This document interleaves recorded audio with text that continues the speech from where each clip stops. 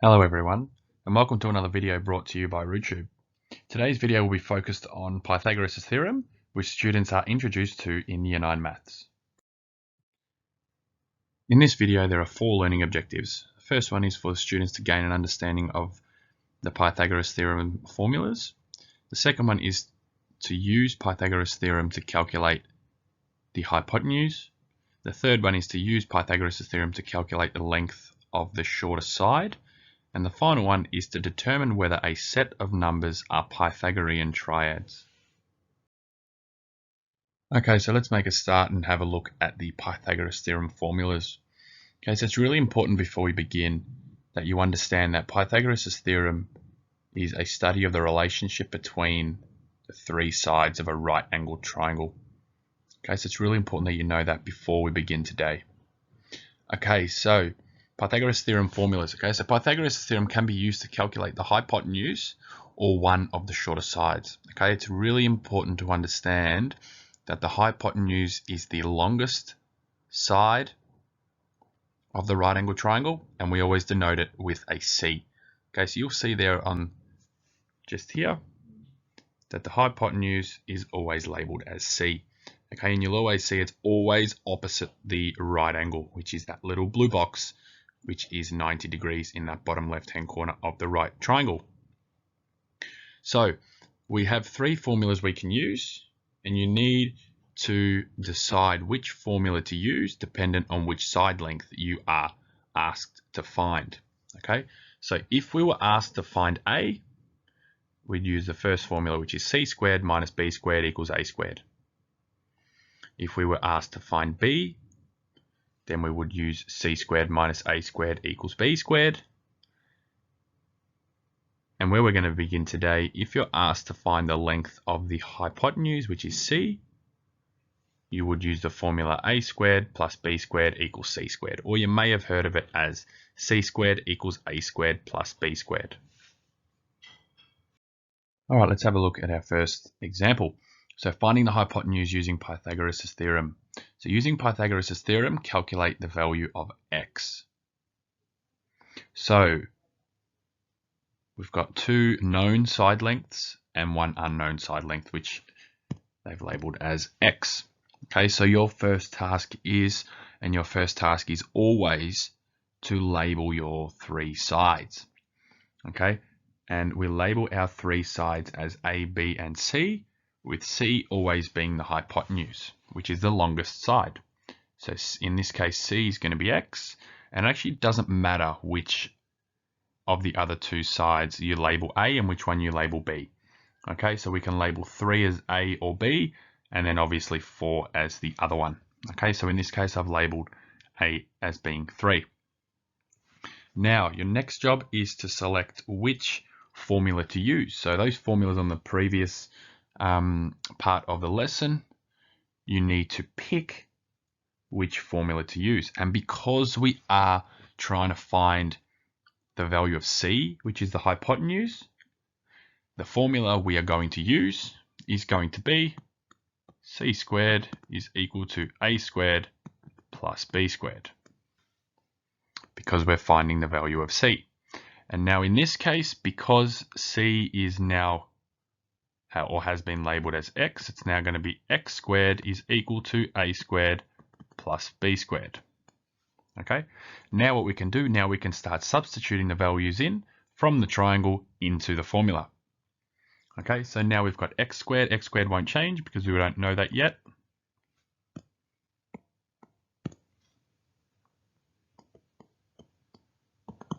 A is 3, so it's going to be 3 squared plus B, which is 4, which is going to be 4 squared.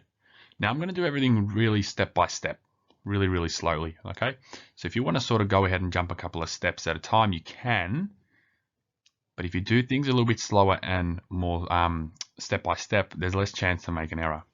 Okay, so now we've got x squared, and now you can evaluate 3 squared, which is 3 times 3. Please don't say 6.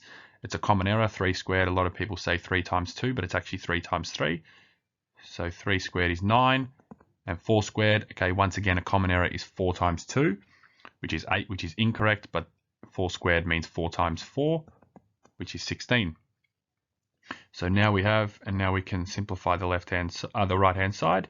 So we've now got x squared is equal to 25.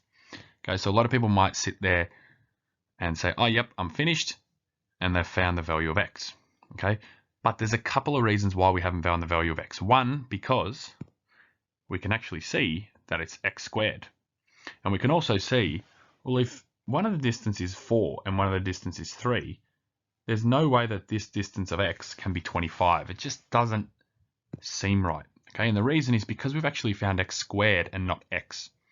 So what we need to do is to get rid of that square, we need to use the inverse operation of squared, which is a square root. So we actually need to square root both sides. Remember, what you do to one side, you have to do to the other side.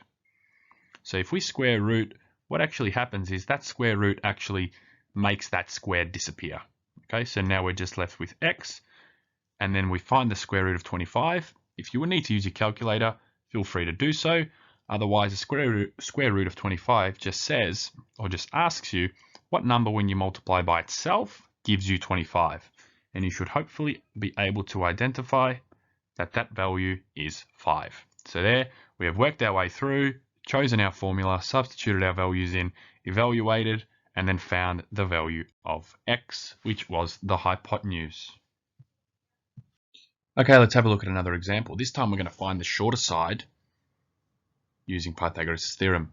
So using Pythagoras theorem, calculate the value of x, correct to 2 decimal places. Okay, so really important that we remember to round 2 decimal places at the very end. So as always, whenever you get a Pythagoras theorem problem, label the sides first. Okay, so as always, we label the hypotenuse as C. And then once again, as I said earlier, doesn't matter which side you label as A and which side you label as B. This time what we're going to do, let's label the x, the unknown as B, and the 6 as A. Okay, so now, once again, we can't use the formula we used in the previous example. We're now going to use the formula because we're looking for B. We're trying to find side length B. We're now going to use the formula that is this one here. So we've got B squared equals C squared minus A squared. Okay, now the most common error that comes with a question like this is a lot of students make that subtraction sign into an addition sign. Okay, because the most common one we look at is A squared plus B squared equals C squared. But whenever we're finding A or B, it's always C squared minus A squared or B squared. Okay, so that yellow highlight is the most common error that that sort of happens quite often. Okay, so once again, B squared, we're going to just rename B as being X. So we've got X squared equals C squared minus A squared. Okay, now we can substitute the values in.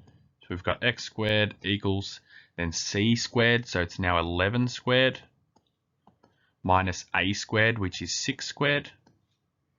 Then we've got X squared equals 11 squared is once again not 11 times 2, it's 11 times 11, which should give you 121. And then 6 squared, once again, not 6 times 2, but it's 36. And then we can simplify the right-hand side. So 121 minus 36 should give us 85. And then once again, we've got x squared, but not x. So we need to use the inverse operation of squared, which is the square root. So we're going to square root both sides. The square root of 85.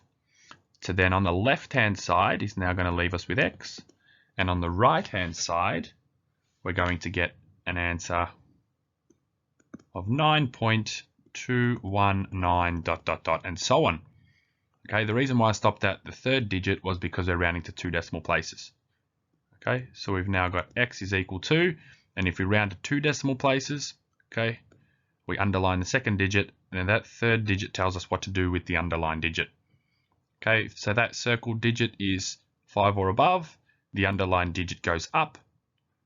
If it's 4 or below, that underlined digit stays the same. It doesn't go down, it just stays the same. Okay, so in this case, x will equal 9.22. And because we have no units, there's no centimeters or meters, it just becomes 9.22 units.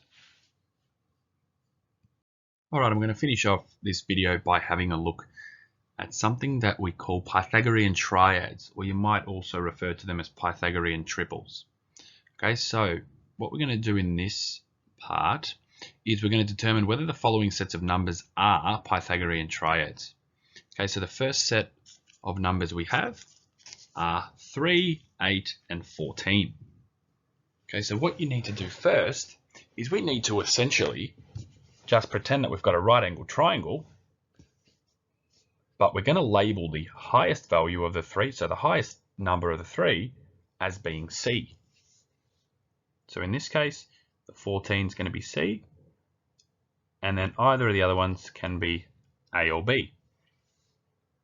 So then now what we're going to do is we're going to then use the formula A squared plus B squared equals C squared. So we've now got A squared plus B squared equals C squared. Okay, so now I might just change color when we substitute. So A we labeled as 3, so it's going to be 3 squared plus B squared, which is 8 squared, is equal to C squared, which is 14 squared. So now let's work out the left hand side. So 3 squared is 9 and 8 squared is 64 equals, and then 14 squared is, you might need a calculator, is 196. And therefore the left hand side is going to be 73 equals 196. Okay, we can clearly see that the left hand side does not match what's on the right hand side. Okay, so therefore these, or this set of numbers, are not triads. Okay, so essentially what it's saying is, does the left hand side match the right hand side? And in this case, no. So therefore these 3 values are not Pythagorean triads, or Pythagorean triples, as you may also see them referred to as. The next one, 16, 30, and 34. So once again, the highest value becomes C, and then the other ones become A and B. So now once again, A squared plus B squared equals C squared. Once again, I'll change color. So now we've got A, which is 16 squared, and then B, which is 30, which becomes 30 squared, is equal to C squared, and C was 34, so 34 squared. And then now, the left-hand side, 16 squared, again, you might need a calculator for these values, which is totally fine. We've got 256, and 30 squared, you probably won't need a calculator. Just do 3 times 3 and then add your 2 zeros, which becomes 900. And then 34 squared, you'll probably definitely need a calculator for that one, which is 1156. Now we work out the left-hand side and we ask ourselves, does the left-hand side match the right-hand side? And in this case, 256 plus 900 equals 1156 is equal to 1156. Okay, so clearly we can see that the left-hand side does match the right-hand side.